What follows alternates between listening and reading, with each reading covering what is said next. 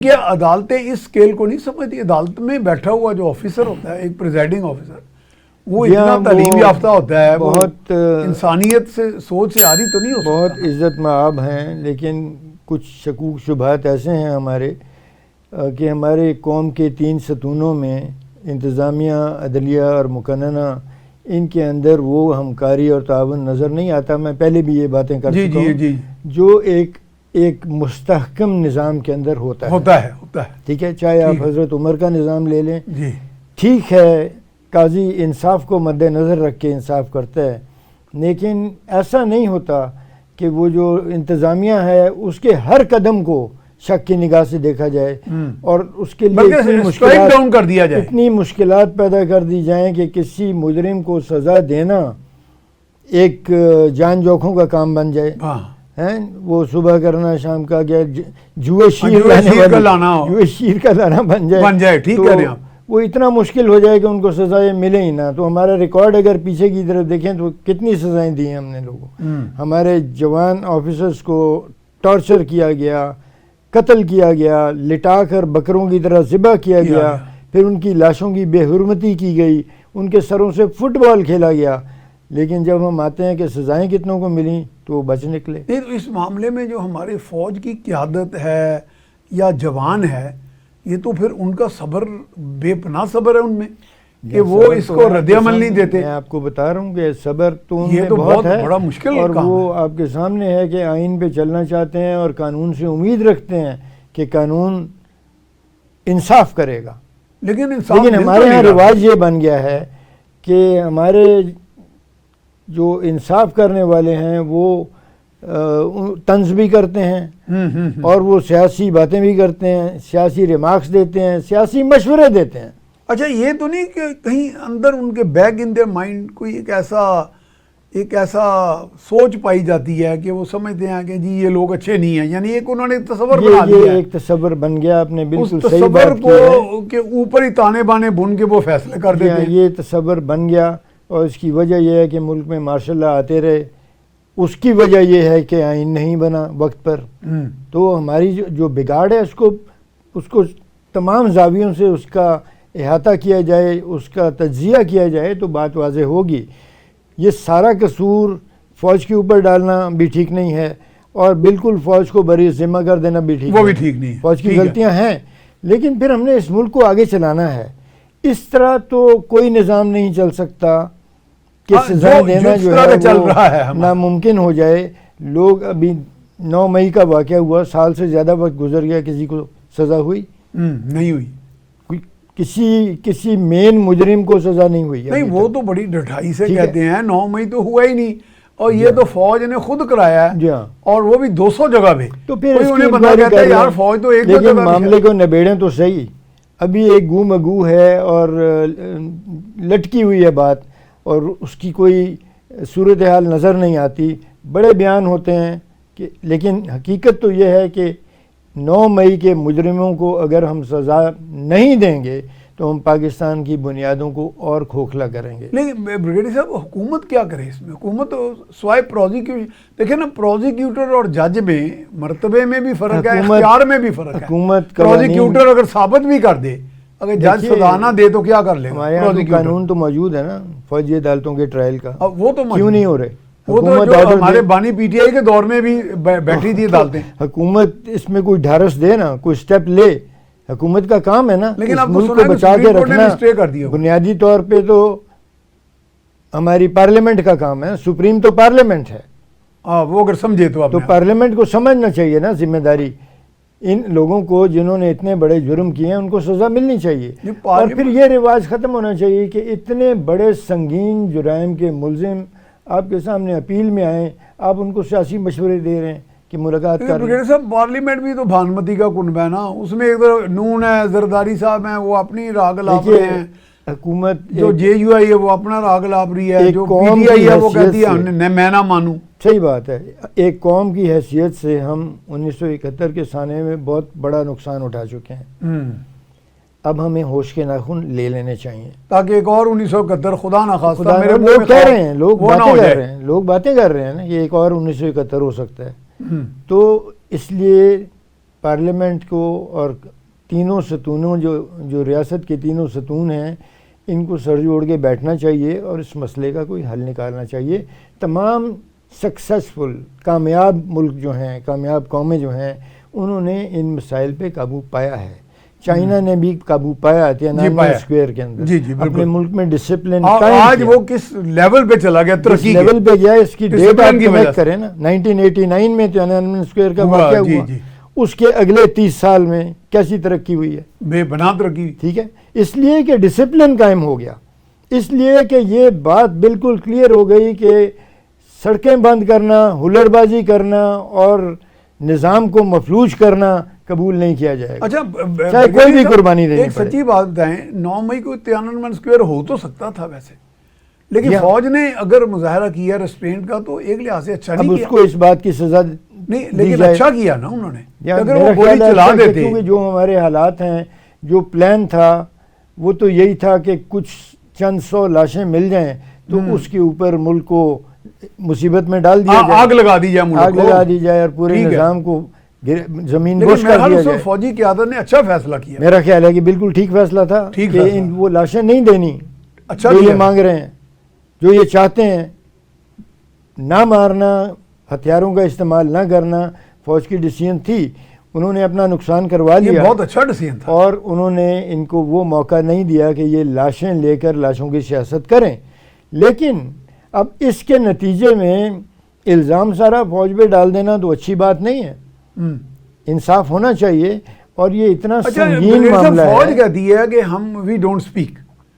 یہ مجھے یاد پڑتا ہے، میں نیشنل ڈیفنس یونیورسٹی میں تھا تو جنرل احسان اللہ کائے، وہ ISI کے اس وقت DG تھے. تو کچھ باتیں ہم نے کی کیونکہ اس وقت انفارمل ڈسکشن ہو رہی تھی چائے پہ.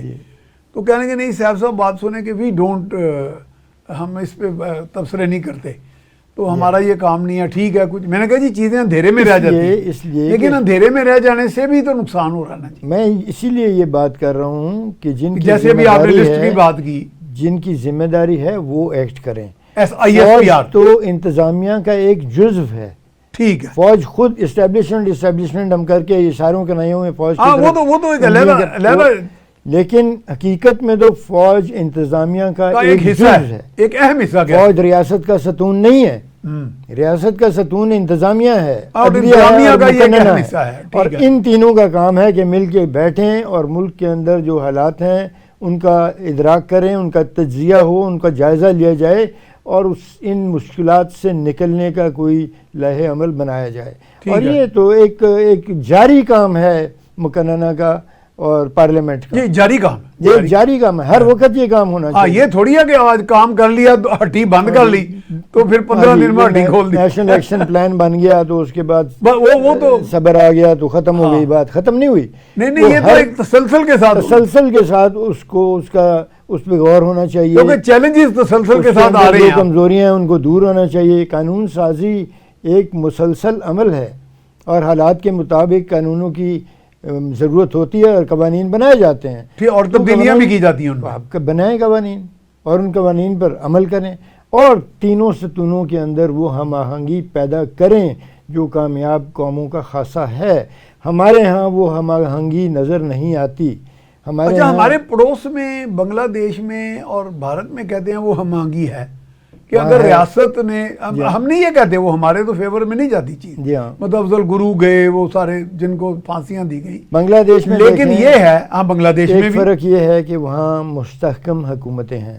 ٹھیک ہے، حسینہ واجد ابھی 15ویں سال کی تیاری کر رہی ہیں. وہ میرا خیال ہے ان کی بلکہ 15 سال ہو چکے ہیں. 15 سال ان کو حکومت میں ہو چکے ہیں. اسی طرح مودی جو ہے وہ اپنی تیسری ٹرم پہ جا رہا ہے اور وہ بھی ایک سٹیبل گورنمنٹ ہے. ہمارے ہاں ہم کسی حکومت میں 5 سال پورے نہیں ہونے دیتے. ہم نے، آپ پچھلی حکومتوں کو دیکھ لیں، پیپلز پارٹی کی زرداری صاحب کی صدارت پوری ہو گئی 5 سال، لیکن ان کے وزیر اعظم کی وزارت عظمیٰ 5 سال نہیں چلی. ٹھیک ہے، اسی طرح اگلی حکومت نواز شریف کی آئی، وہ بھی گرا. اب پھر ایک حکومت ہے، پھر یہ باتیں ہو رہی ہیں کہ جی وہ یہ گئے سو گئے گا تو یہ بھی باتیں ہو رہی ہیں. آج گئے کل گئے، تو پھر نہرو کی بات ٹھیک ہو گئی کہ اتنے تو میں پجامے نہیں بدلتا، پجامے نہیں بدلتا ہوں جتنے یہ وزیر پاکستان اعظم کی بدلتے حکومتیں بدل ہیں. دی. تو یہ استحکام وہیں آتا ہے جہاں پر حکومت کے بنیادی جو بڑے ادارے ہیں ان میں استحکام ہو. اچھا اس وقت ایک فیکٹر ہے پی ٹی آئی فیکٹر، جسے لوگ سمجھتے ہیں، کچھ لوگ، جی سب تو نہیں، پی ٹی آئی والے تو کہتے ہیں یہ سب بکواس ہے، وہ کہتے ہیں عدم استحکام کا بہت بڑا فیکٹر ہے وہ، کہ انہوں نے کچھ اپنی دیکھیے ہم ایک نے ایسا راستہ اختیار کیا، ایک رواج بنا لیا، اور ہمارے ہاں ایک یہ بات آ گئی کہ جی ہلڑ بازی کرنا، ہاں، توڑ پھوڑ کرنا، سڑکیں روکنا، یہ چوکوں کے ہیروئزم ہے. اوپر ٹریفک بند کر دینا، یہ ہمارا جمہوری حق ہے. یہ کون سے قانون کے تحت کسی کا جمہوری حق ہے؟ یہ حق کہاں سے لیتے ہیں یہ لوگ؟ کدھر کون سے قانون میں لکھا ہے؟ آپ پوچھیں حق تو ہے ہی نہیں ہے، کہ آپ ہم کہہ رہے تھے حق ہے. پھر وہ جو پہلے میں بات کر چکا ہوں، ہمارا نظام کچھ اس طرح کا ہے، ہمارے ثبوت کو قوانین کچھ اس طرح کے ہیں کہ ہم سزائیں نہیں دے سکتے. اسلام آباد میں ایس پی کی ہڈیاں توڑی گئیں، جی جی، کوئی کسی کو سزا نہیں ہوئی. پارلیمنٹ پہ حملہ ہاں، ہوا، کچھ بھی نہیں ہوا. پارلیمنٹ کا جنگلہ اکھاڑا گیا، کسی کو سزا نہیں ہوئی. پی ٹی وی کے اندر کیمرے، ان کے مانیٹرز، ان کے ٹی وی سیٹ، ان کے کمپیوٹرز توڑے گئے، کسی کو سزا نہیں بلکہ ہوئی. وہ تو ان کے ہیرو ہیں جنہوں نے یہ کام کیا. جنہوں نے یہ کام، ممکن ہے کل کو وہ ظاہر حکومت ہے میں کہ آئے وہی پارٹی، ہمارا ان کو نشان امتیاز دے دیں. جاگیردارانہ لاقانونیت سے متاثرہ ہمارا معاشرہ ہے. اس میں جو آدمی بڑا جرم کر لے اور پھر قانون سے بچ نکلے، وہ سب سے زیادہ معتبر بڑا ہیرو ہے وہ. اور اثر و رسوخ والا بندہ گردانا لیکن یہ جاتا ہے. ہیرو جو ہمارا بیانی پی ٹی آئی ہے، یہ تو جاگیردار نہیں تھا، یہ کچھ اور ہی تھا میرا خیال میں. لیکن بات تو یہی ہے کہ اگر کوئی قانون کی خلاف ورزی کر کے بڑے سنگین جرائم کر کے بچ نکلے تو ہمارے معاشرے میں اس کا قد بڑھ جاتا ہے. ٹھیک ہے، لوگ اس کو اپنا لیڈر سمجھنے لگتے ہیں. لوگ سمجھتے ہیں کہ میرے بھی جو مسائل ہیں وہ یہ سارے حل کروا کرے دے گا. یہ جو تازہ ترین واقعہ، یہ تو بارودی سرنگ، وہاں جی ہاں، بارودی سرنگیں اب بھی بہت جگہ بچھائی گئی ہیں. یہ بعض کا تو مسلح افواج بھی بچھا لیتی ہے نا اپنی حفاظت کے اس لیے، کو یا یہ کوئی آپ میں- سمجھتے ہیں کہ دہشت گردوں نے بچھائی تھی؟ آپ چونکہ کمبٹ میں رہے ہیں ہمیشہ، نہیں، یہ تو آپ کو دیکھیے، اندازہ یہ تو ہوگا. بارودی سرنگیں جو ہیں وہ افغانستان میں بہت بڑی مقدار میں موجود ہیں. وہاں جنگیں ہوئیں، اب بھی ہیں. اب بھی ہیں. ٹھیک اچھا، ہے. وہاں سے لے آتے ہیں ٹھیک اینٹی ہے. Tank mines. اچھا، اور اس کو بھی ہم بارودی سرنگ کہتے ہیں. اگر آپ نے کہیں سے ڈائنامائٹ لے لیا اور کسی اچھا، اس پتھر کو بھی کے ہم پیچھے کہہ دیتے لگا ہیں. دیا ہے اور اس کے آگے لوہے کے ٹکڑے رکھ دیے ہیں، اور آپ کا ٹارگٹ یہ ہے کہ اس کو کسی گاڑی کو اڑانا ہے، جب وہ سامنے آئے گی آپ نے بٹن تو وہ دبانا ہے، بارودی سرنگ ہی بن جائے گی نا، وہ بارودی ایک سرنگ لحاظ بنے سے. گی. اس کا ایک اعلیٰ سرنگ تو terminology- میرا خیال ہے اس میں دبا دی جاتی ہے، ہاں، دبا دی مٹی میں. جاتی ہے، اور وہ ایسے سائڈ سے ڈیٹونیٹ کی جاتی ہے، اس کو دھماکہ دیا جاتا ہے کہ اس کا اثر سامنے کی طرف ہو جہاں ٹھیک ہے. آپ کا ٹارگٹ لیکن ہے. بریگیڈیئر صاحب وہ ہٹ ہونے، کوئی اس کو ہٹ ہو وہیکل، تب نہیں وہ پھٹ جاتی؟ ایک نارمل بارودی سرنگ جو اینٹی ٹینک مائن ہوتی ہے اس میں ہاں. زیادہ سے زیادہ 2 کلو بارود ہوتا ہے. ٹھیک ہے. تو اگر آپ 10 کلو بارود لا کے سڑک کے کنارے کسی پتھر کے نیچے چھپا دیں گے اور اس کو اڑائیں گے تو وہ بارودی سرنگ ہے، اور بڑی خوفناک بارودی سرنگ ہے. وہ اس کا ایفیکٹ بہت زیادہ ہوگا، جس طرح یہ ہم دیکھ رہے ہیں. تو یہ چیز ہے کہ آپ کا کہنے کا مقصد ہے کہ اس میں غالب امکان ہے کہ وہ جو لوگ تھے دشمن، جی وہ آپریٹ کر رہے تھے اس وقت نزدیک جی ہاں، میں، بالکل ایک دانستہ نیئر بائی ایریا میں لگائی وہ گئی، موجود تھے اور کر رہے تھے. وہ کہیں موجود تھے، انہوں نے ریموٹ کنٹرول سے اس کو اڑایا، اور آپ کے 4-5 جوان اور ایک افسر اور ایک صوبیدار میجر شہید ہو گئے. اب ان دہشت گردوں میں اور سمگلروں میں اور منشیات کے تاجروں میں ان کے آپس میں گٹھ جوڑ ہے بہت تعلق ہے، بہت زیادہ. جس کو ہینڈ ان گلو کہتے ہیں. ٹھیک ہے. جب آپ یہ تو آپ کے ڈائریکٹ نوٹس میں بھی ہے، بلکہ میں بھی جانتا ہوں اس بارے میں. ان کو اگر آپ روکیں گے سمگلنگ سے تو یہ ریئیکٹ کریں گے. ہاں، ان کو اگر آپ منشیات کے کاروبار کرنے سے روکیں گے تو یہ ریئیکٹ کریں گے. اور یہ وہ ریئیکشن ہے، منہ کو لگ گیا ہوا ہے خون جو موج کی ہے پاکستان کے 76 سال میں ان قبائلی علاقے کے اندر سمگلروں نے اور منشیات کے ٹریفکرز نے، اور منشیات ہیومن بنانے والوں ٹریفکرز، نے، ڈرگ ڈیلرز، اور لوگوں کو اغوا کر کے ان سے تاوان لینے والوں نے، گاڑیاں اغوا کر کے تاوان لینے. ہاں جی. یہ موج تو پچھلے 5000 سال میں اس کا اثر اشیر بھی نہیں تھا. نہیں تو یہ کہ اسلام، کسی نہ مغلوں نے نہ یہ خلجیوں اسلام نے. کے اتنے دائی ہیں، یہ کہتے ہیں ہم چیمپئن ہیں اسلامک فیتھ کے، تو کیا اسلام یہ سکھاتا ہے کہ بچے اغوا کر کے ہیومن ٹریفکنگ کریں، اغوا برائے تاوان کریں، گاڑیاں اٹھائیں. وہ تو منافقت ہے، نام اسلام کا لینا اور کام جو ہے وہ لوگ تو ان سے بڑے ایسے متاثر ہیں. کرنا وہ کہتے ہیں کہ دیکھیں جی وہ نام لیتے ہیں بڑے بڑے، نام وہ اسلام کا افغان لیا لیڈروں جاتا کے. ہے اور کرتوت ایسے ہوتے ہیں کہ ابلیس بھی شرم کھا جائے، اور یا تو ہمارے یا داد دے بیٹھے آشش کر اٹھے. تو بات یہ تو ہماری آپ ایسے بات کا زیادہ ہی سچی کر جاتے ہیں. نہیں تو بات تو میرا دیکھیں خیال نا ہے کہ وہ شاید بھی کسی کو ہضم ہی نہ ہو یہ. ہو یا نہ ہو لیکن حقیقت ہے، سچ تو بولنا ہے نا. ٹھیک ہے. تو حقیقت تو یہ ہے کہ جو منافقت کا لیول ہے وہ بہت زیادہ ہے، بہت زیادہ ہے. اور اس سے سیاست میں بھی اب آ گیا وہ. اس سے آپ کو زیادہ متاثر نہیں ہونا چاہیے کہ جی وہ ایک آدمی ہے وہ بڑی نمازیں پڑھتا ہے اور کرتا ڈرگ سمگلنگ ہے، جی جی جی. ویپن سمگلنگ ہے، پیٹرول سمگلنگ ہے. اس کو عادت پڑ گئی ہے بہت زیادہ اپنے حق سے زیادہ وسائل میں زندہ رہنے کی. جی جی جی. ٹھیک ہے. میں نے بریگیڈر صاحب خود اب جب آپ اس کو روکتے ہیں تو اس کو بہت بڑی تکلیف ہے. ہاں. اچھا، اس چیز کو آپ کے دشمن ایکسپلائٹ کرتے ہیں، اس چیز کا استحصال کیا جاتا ہے اس صورتحال کا.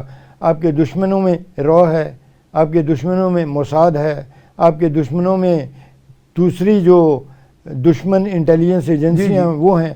اچھا، آپ این ڈی ایس کو بھی اسی میں کاؤنٹ کرتے ہیں؟ بالکل. انڈیا کا تو یہ جو افغانستان کی ایجنسی ہے، نیٹ ورک جو ہے وہ پروون ہے، وہ تو ثابت شدہ ہے. ہاں، کلبھوشن نیٹ ورک آپ کے پاس ان کا قیدی موجود ہے.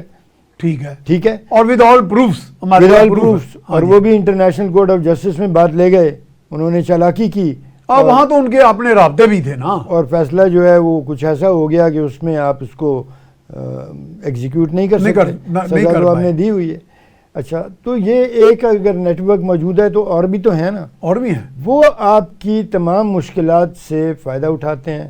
ہمیں اس لیے اس یکجہتی اور ہم آہنگی کی ضرورت ہے ریاست کے 3 ستونوں میں کہ ہمیں بہت زیادہ سیریس سنجیدہ قسم کے خطرے ہیں، اور وہ خطرے جو ہیں وہ ہم پر ان کی زد پڑ رہی ہے. اور اگر ہم ہوش کے ناخن نہیں لیں گے تو وہ خطرے بہت محیب ہو جائیں گے. اس لیے میں کہتا ہوں کہ ہمیں ہوش کے ناخن لینا چاہیے. ہمیں ان قوموں کی طرف دیکھنا چاہیے جنہوں نے اپنے نظام میں ڈسپلن قائم کیا. اپنے معاشرے میں ہمیں ڈسپلن کی تاکید قائد اعظم نے کی تھی، ہمیں اتحاد کی تاکید قائد اعظم نے کی تھی. بالکل. فیتھ کی، یقین محکم رکھنے کی تنقید یونٹی، فیتھ، ڈسپلن، علامہ اقبال نے بھی اور قائد اعظم نے بھی کی.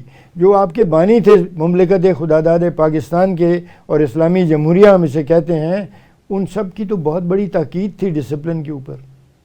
اور سب سے بڑے جن کے ہم ماننے والے ہیں حضرت تو ہم نے تو ڈسپلن کو اجاڑ کے رکھ دیا. ہم نے تو ملک کے اندر ڈسپلن کو اجاڑ کے رکھ دیا ہے. ہمارے تو سیاستدان اور ہمارے بہت معتبر لوگ جو ہیں وہ یہ کہتے ہیں کہ یہ حق ہے.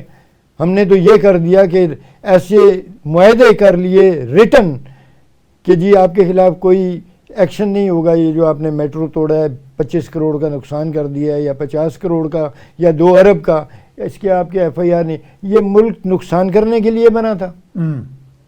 یہ کیسا قانون ہے کہ جی لوگوں کو حق حاصل ہے کہ وہ میٹرو توڑ دیں اور وہ آگ لگا دیں اور وہ پرائیویٹ گاڑیوں کو جلا دیں، ان کے خلاف کوئی ایکشن نہیں ہوگا. یہ کون سا جمہوری حق ہے؟ کس جمہوریت کے نظام کے اندر یہ حق ہے؟ جب آپ پارلیمنٹ کی بالادستی کی اکثر بات کرتے ہیں، یعنی عوام کا ایک منتخب ایوان ہونے کے ناطے. جی ہاں، بالکل. نہیں، ہمارے ہاں جو باقی ایک تو ادارے ہیں، مثال کے طور پہ عدلیہ پہ لوگ کہتے ہیں جی عدلیہ بھی اپنے طور پہ ایک الزام لگا دیتے ہیں لوگ کہ جی منہ زور ہو گئی ہے. وہ اگر کوئی پارلیمنٹ قانون بناتی ہے ایک یونانیمٹی کے ساتھ اور وہ اس کو سٹرائک ڈاؤن کر دیتی ہے، تو وہ کہتے ہیں کہ یہ بھی ایک بہت خطرناک، جیسے پاکستان ایک معاہدہ کیا ریکوڈیک کا. جی ہاں. اس کو ایک عدالت نے، ایک عدالتی اہلکار نے، بہت بڑے عہدیدار نے پکڑ کے، ہمارے سابق چیف جسٹس نے سو موٹو نوٹس لے لیا، سو موٹو نوٹس لے کے اس کا بیڑا غرق کر دیا اور پاکستان کو فائن کروا دیا. اب یہ ہماری تاریخ کے حصے بن چکے ہیں. جی. وہ بھی اسی طرح لگتا ہے نا کہ انتظامیہ میں اور عدلیہ میں بجائے ہم آہنگی ہونے کے اختلاف تھا. اور انہوں نے کہا میں بڑا تگڑا جی، میں تانوں ایسی تیسی کر دیا. تنزیہ باتیں کی گئیں اور مشہور ماریو پوزو کے ناول سے کوٹیشنز دی گئیں اور باتیں کی گئیں. لیکن عدالتیں کیا ضرورت ہے؟ دنیا میں یہ نہیں کام کرتی. ہاں، میں یہ کہتا ہوں آپ ذاتیات نہیں ڈسکس کرتی ہیں. آپ کہتے ہیں جی آپ نے جرم کیا، آپ کو یہ سزا ہے. جی ہاں، بالکل. بس. اور یہ ذاتیات کبھی ڈسکس نہیں ہوتی. سیاسیات بھی نہیں ہونی چاہیے، ذاتیات بھی نہیں ہونی چاہیے. تو آپ کے سامنے مقدمہ ہے، آپ اس مقدمے کا فیصلہ کر دیجئے، قوم پہ احسان ہوگا. ٹھیک ہے، اور انصاف کے مطابق کیجیے، اور جو لوگ آئین کے مطابق چلنے چاہتے ہیں ان کو آئین کے مطابق چلنے دیں، اور آئین میں پارلیمنٹ کو اپنے آپ کو منوانا چاہیے. پارلیمنٹ سپریم ہے، پارلیمنٹ کو اسرٹ واقعی کرنا چاہیے. تو پارلیمنٹ کو اس بات کا لیکن پارلیمنٹ کے پاس یہ اختیار بھی ہونا چاہیے کہ کوئی عہدیدار اگر بہت زیادہ تجاوز کرتا ہے تو اس کو سمن کر کے اس کو جیسے کانگریشنل کمیٹی ہوتی ہے امریکہ کی، یہ اختیار ہے تو صحیح، لیکن کبھی استعمال نہیں کیا، استعمال نہیں ہوا. یہ اور بات ہے. قانون موجود ہے، آپ اپنے آپ کو منوائیں. پارلیمنٹ جو ہے اس کے جو ارکان ہیں وہ ملک کی خدمت کے لیے کام کریں، ملک کی بہتری کے لیے کام کریں تو عوام ان کا ساتھ دے گی. اچھا ایک دور ہے یہ فلسفہ جو ہے کہ سیاست میں ہمیں حق حاصل ہے سڑکوں کو روکنے، توڑنے پھوڑنے کا اور لوگوں کی گاڑیاں جلانے کا، یہ حق ہمیں واضح کرنا چاہیے کہ یہ آئین میں نہیں ہے. نہیں ہے، یہ حق ہے ہی نہیں، یہ حق نہیں ہے. یہ ہم نے اپنے کو خود ہی منسوخ کر ہم نے لیا، خود ہی اس کو رواج بنا لیے کہ جی لوگوں کا حق ہے کہ وہ ایس پی کی گردن توڑیں، ڈی آئی جی کی آنکھ نکال دیں، ایس پی کی ہڈیاں توڑ دیں اور پولیس کانسٹیبلز کو قتل کر دیں، اور آپ ان کو کہتے ہیں جی پتہ نہیں لگ رہا کس نے کی ہے. یہ تو ہمارے سسٹم کو چاہیے نا پتہ کرے، اس کی عبرتناک سزا دے تاکہ آئندہ سے نہ ہو اس طرح. لیکن یہ اب دنیا میں جیسے ہمارے پڑوس میں انڈیا وغیرہ میں جو اس طرح کے واقعات ہوتے ہیں، لیکن وہاں تو میرا خیال ہے اسٹیٹ انسٹیٹیوشن کی آپس میں باہم ہم آہنگی ہے. وہاں پر ایسا کہیں نہیں دیکھا گیا کہ چیف سیکرٹری کو ہائی کورٹ نے بلا لیا ہو، اس نے کسی کو گرفتار کیا ہو اور اس کو بلا کے کیا کہا گیا ہو کہ تم میں عقل نہیں ہے اور تم نے کیسے یہ کام کیا اور ابھی ریلیز کر دو. تو ایسے تو انڈیا میں نہیں دیکھا گیا، چائنا میں نہیں دیکھا گیا، بنگلہ دیش میں نہیں دیکھا گیا. بنگلہ دیش نے بہت سخت ایکشن لیا. چائنا نے تیانانمن اسکوائر میں بڑا ایکشن لیا. بنگلہ دیش میں حسینہ واجد نے بہت سخت ایکشن لیا. انہوں نے بہت سختی کی ہے. بے شمار لوگ مارے، فوج نے مارے، اور اس کے بعد امن قائم ہو گیا. وہ ابھی تک حکومت میں بیٹھی ہے، آپ نکال لیں اس کو. جب تک اس کو ووٹ مل رہے ہیں وہ بیٹھے. اگر کسی کو شکل پسند نہیں آتی تو وہ اس کے خلاف کوئی سازش نہیں کر سکتا. عوام کے ووٹ سے نیچے اترتی ہے، نیچے اتر جائے گی.